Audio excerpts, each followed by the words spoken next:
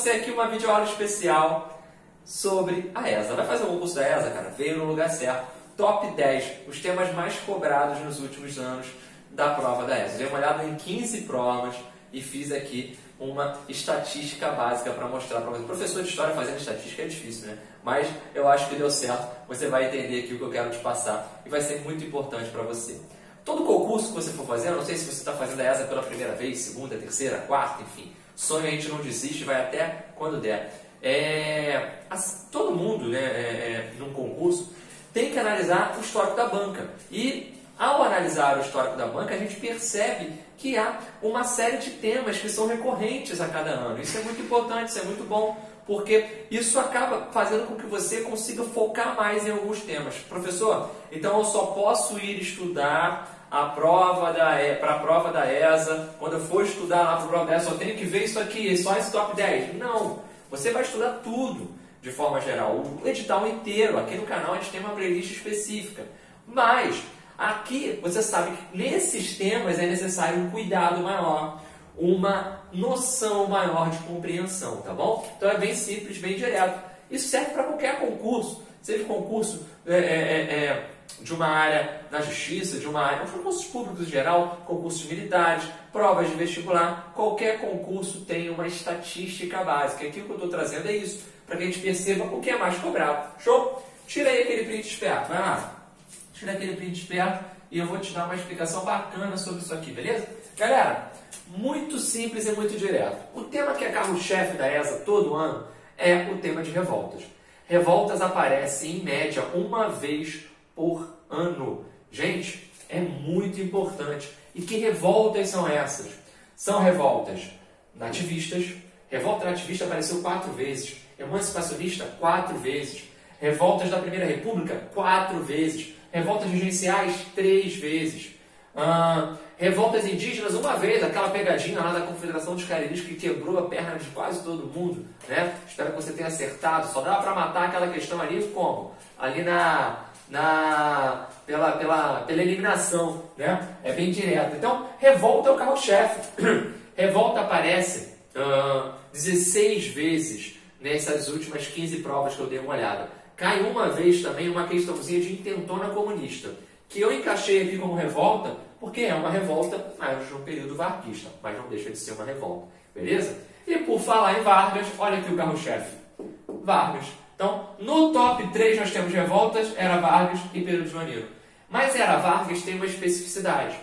De Era Vargas, as 13 vezes que Era Vargas apareceu no concurso da ESA, 7 foram falando da Segunda Guerra Mundial e da participação brasileira, óbvio.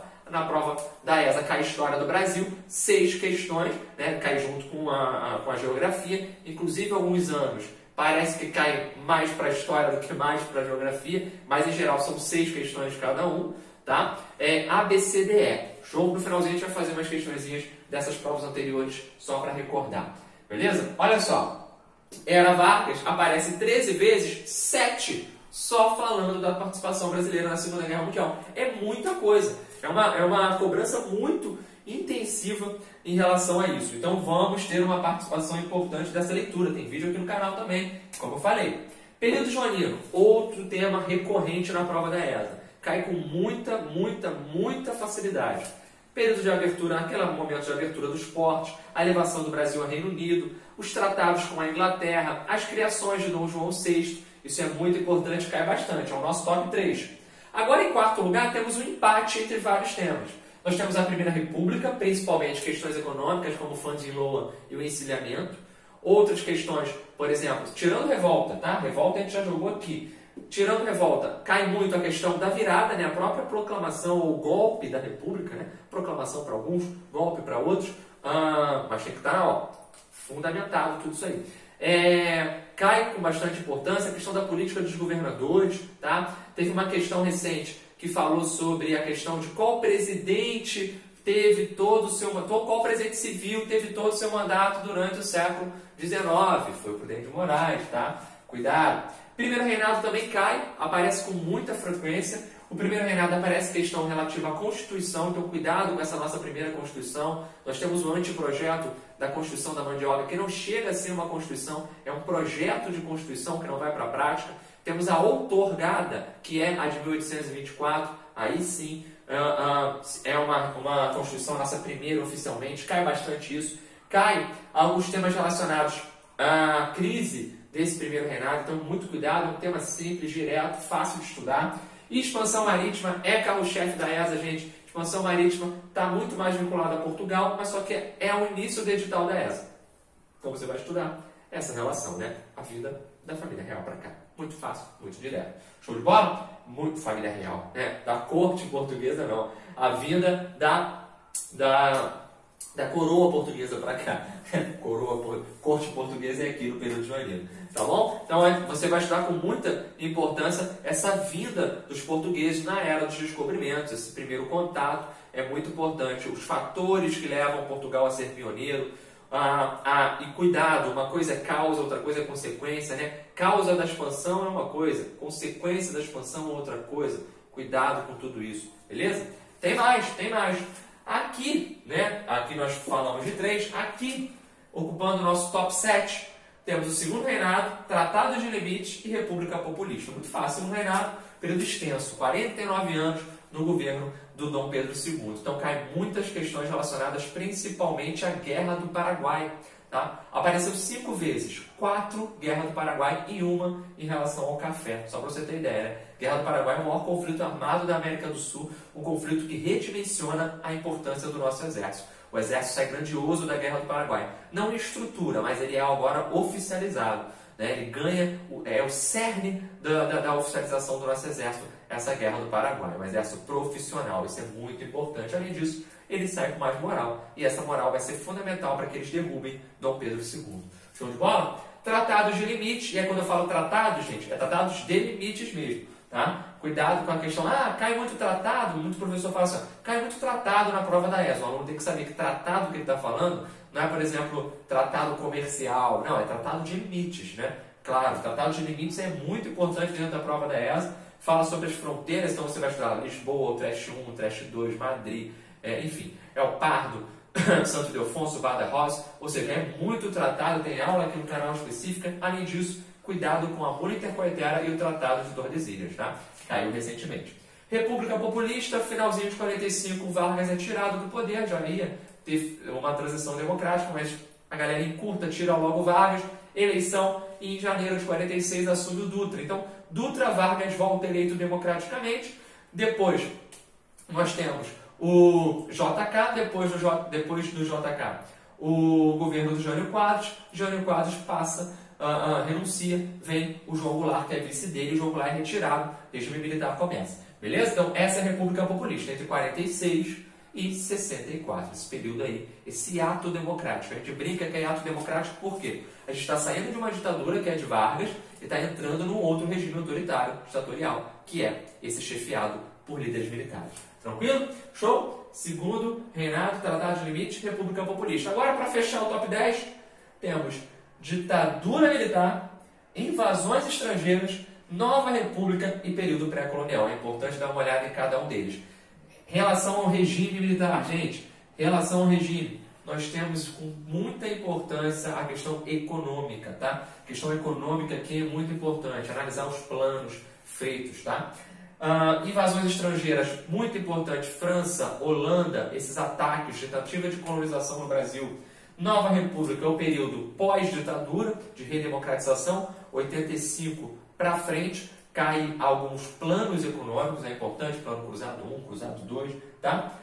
Pré-colonial, é aquele período entre 1500 e 1530, isso aqui é carro-chefe para a prova da ESA. É importante a gente saber tudo isso. Professor, só estudo isso, eu estou safo, estou tranquilão. Não.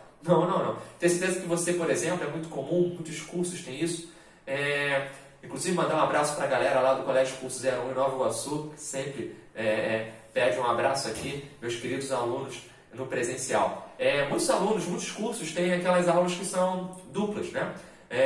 Tem turma mista, ESA e EA.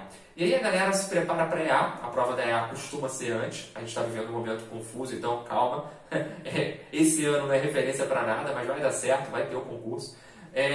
Costuma ser antes a prova da EA, então a galera se prepara para EA, faz ali aquela primeira prova, depois dá uma guinada para ESA. E claro, se você começar a estudar só do fim de uma prova para outra, você não vai conseguir estudar a história toda. Então isso aqui também serve para você ver o que dá para estudar mais, o que é mais importante, tá? Seria um estudo para quem tem pressa ou preguiça, mas você não vai ter isso, porque quem quer se preparar, tem que se preparar por completo. Aqui no canal tem uma playlist, um conteúdo exclusivo para a prova da ESA. Tenho certeza que você vai gostar. Show? Vamos fazer umas questões? Questões aí passadas da ESA? Vamos mandar ver? Vamos nessa? Vamos lá, galera. Olha aí. A eleição indireta de Getúlio Vargas para a presidência nacional, na qual foi eleito para um mandato de 4 anos, ocorreu no ano de... Gente, eleição indireta de Vargas. O Vargas só foi eleito diretamente uma vez na história. Quando? Para a presidência que eu estou falando, né? Diretamente uma vez para a presidência na história. Em 50, ele assumiu em 51, é o governo democrático dele.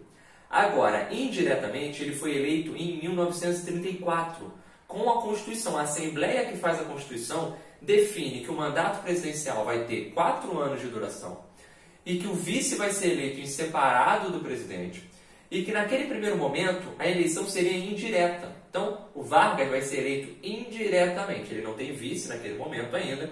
Nós teríamos eleições em 38. Então, de 34 a 38, 4 anos, beleza. Só que o Vargas não permite que isso aconteça. Em 37 vem o plano Cohen e ele dá o golpe. Então, qual é o gabarito dessa questão aí? A eleição indireta de Vargas para a presidência nacional, na qual foi eleito para um mandato de 4 anos, ocorreu no ano de 1934. Em 1930 ele chegou ao poder com um golpe, uma revolução, né? Em 37 é um golpe, né? Em 46 ele não é o presidente e em 50 ele vence as eleições diretamente. Beleza? Então, gabarito letra B, 34. Show de bola? Tranquilo? Vamos lá. Um outro tema fundamental. Vamos direto. O item da pauta de exportação brasileira do segundo reinado, que foi considerado um importante fator de modernização da economia. Gente, falou segundo reinado, você lembra do café. O café é a nossa grande base de exportação, nosso grande produto fundamental. Se eu falar segundo reinado, tu fala café. Se eu falar café, tu fala segundo reinado. E todo mundo é feliz. Então, gente, temos só o café no segundo reinado? Não. Olha só que legal, cara. O segundo reinado... Deixa eu celular de lá. O segundo reinado, ele tem o café como grande destaque, mais da metade das nossas exportações, principalmente um café, num primeiro momento, no Vale do Paraíba, mas depois ele se destaca com mais força ainda no Oeste Paulista, né? A Terra Roxa, né? A questão da modernização, o uso de mão de obra imigrante, investimento com capitais que vinham das mais variadas partes, muito importante a produção de café lá em São Paulo, no Oeste Paulista, mas não era só o café. Eu digo que o segundo reinado, o Dom Pedro II dá muita sorte, cara, dá muita sorte. O pai dele não deu muita sorte não, porque quando ele chegou ao poder, o Dom Pedro I, lá em 1822, o Brasil já tem uma dívida externa, porque pagou pela independência, está devendo externamente e está com problema interno também. O Dom João VI tinha ido embora, tinha levado um monte de dinheiro, o Brasil não tinha um produto forte, o açúcar estava em crise. Já o Dom Pedro II, o filho dele, quando chegou ao poder em 1840, começa a ver um cenário diferente. O café já está despontando como uma grande pauta das exportações. O algodão brasileiro, entre 1861 e 1865, vai entrar no auge, porque vai estar ocorrendo a Guerra Civil Americana, que é a Guerra de Secessão, e essa Guerra de Secessão faz com que a gente venda mais algodão do que eles, porque eles não vão conseguir abastecer o sul dos Estados Unidos, abastecer o mercado internacional com muita força, a gente vai superar eles, tudo bem, depois que a guerra acaba, eles ganham da gente de novo, mas já vai ser um boom muito importante durante alguns anos. E também o açúcar tinha voltado a crescer, o açúcar tinha voltado a ter uma importância. Claro, gente, o café está lá no alto. Estou falando aqui de produtos que passaram, né? Eu estou dizendo assim, os acessórios, os chamados produtos satélites do café explodiram também, né? O açúcar, o algodão em determinado período, a borracha a partir de 1879, com o boom da questão do látex lá na Amazônia, e também, tudo bem, que é no finalzinho do segundo reinado, mas já pega, e também a questão do cacau, o cacau na Bahia. Então, quando a gente fala em segundo reinado, a gente fala num período muito bom economicamente. Mas, pós-guerra do Paraguai, a gente tem uma dívida alta, e aí o império começa a patinar, tá bom?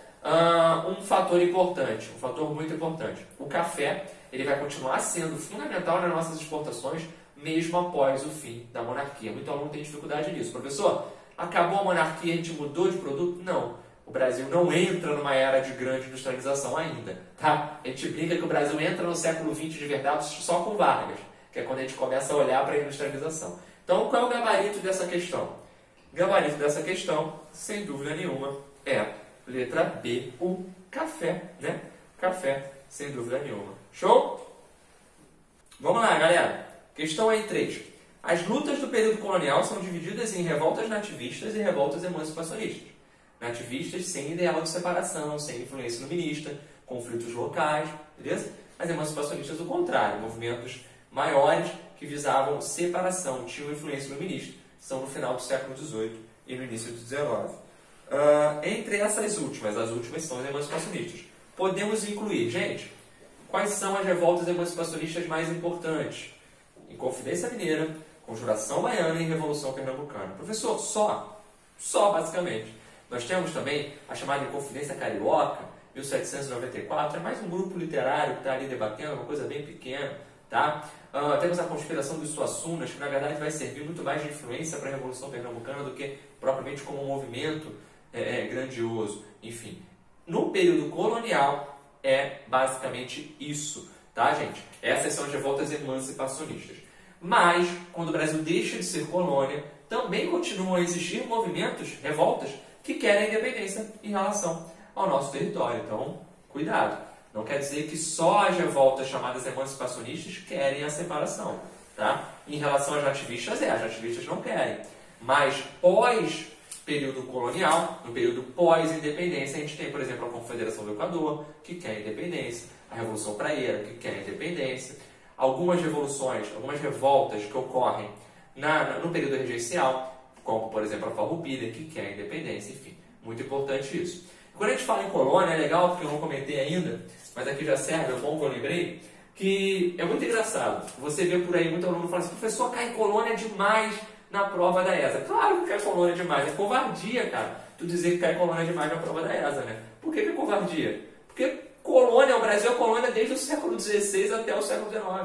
Então é muita coisa. Se a gente for contabilizar em 1530, 1822, oficialmente, vamos ali fechar oficialmente essas datas, apesar de 1815 o Brasil já não ser mais colônia, ser um reino. Tá, beleza, vamos botar isso. Cara, são 300 anos. É muita coisa. Claro que vai cair mais colônia. É claro, ó, revoltas, as emancipacionistas e nativistas são durante a colônia.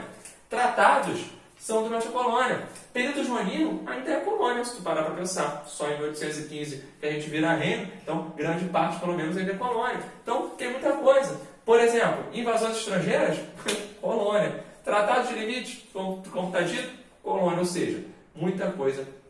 O Brasil é colônia. Então, é até covardia, a gente tem que especificar.